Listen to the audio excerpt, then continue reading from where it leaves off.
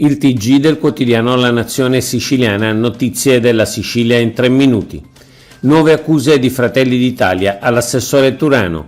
In una nota alla segreteria provinciale trapanese di Fratelli d'Italia, ovviamente immaginiamo con il benestare dei dirigenti regionali, ha nuovamente accusato l'assessore regionale Turano di complicità con il PD.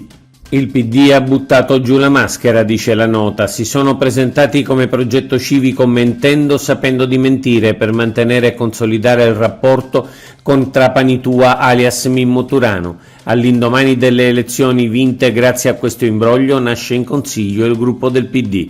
Pensando male, continua la nota, questo è l'anticipo dell'accordo di Turano con i sindaci di Trapani, di Erice e il deputato Safina per le prossime elezioni provinciali. Può il centrodestra nazionale e regionale tollerare tutto questo? Schifani, l'intera Italia sotto il ricatto di una lobby dei voli. Durissimo post su Facebook sul caro voli del presidente della regione.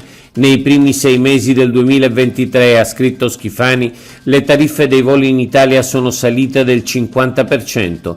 Ormai non è più solo un problema per le rotte da e per la Sicilia, ma è l'intero sistema paese ad essere sotto il ricatto di una vera e propria lobby dei voli che specula sulla pelle degli italiani.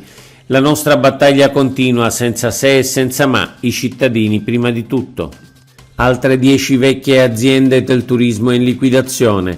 Definitiva liquidazione di altre 10 vecchie aziende autonome soggiorno e turismo della regione inattive da decenni.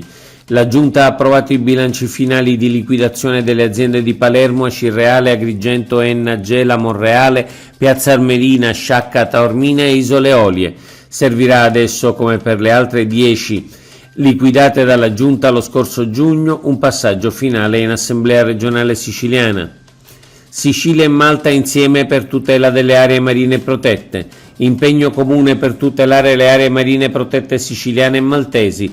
Il progetto AMPA, Aree Marine Protette e Pesca Artigianale, è finanziato dall'Interreg Italia-Malta, iniziativa europea per la cooperazione transfrontaliera. Obiettivo proteggere la biodiversità marina e terrestre delle aree protette delle 2 isole e dei relativi arcipelaghi.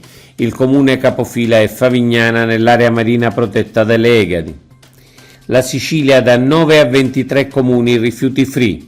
Nel rapporto 2023 di Legambiente sui comuni con il più alto tasso di riciclo dei rifiuti, la Sicilia passa da 9 a 23 comuni, al 10° posto tra le regioni nella classifica nazionale dei comuni che contengono la produzione di rifiuti entro i 75 kg annui per abitante.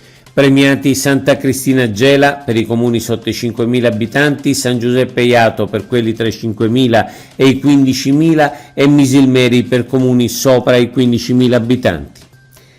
Riapre al pubblico l'interno del Tempio di Segesta. Riapre al pubblico dopo quasi 20 anni il cuore del Tempio dorico di Segesta. I visitatori potranno accedere all'interno del maestoso edificio sacro che era possibile ammirare solo dall'esterno per motivi di sicurezza. Previste anche alcune aperture serali del Tempio nei mesi estivi. Oggi è tutto. Per l'informazione della Nazione Siciliana, notizie.sicilia. Approfondisci su www.lanazionesiciliana.eu.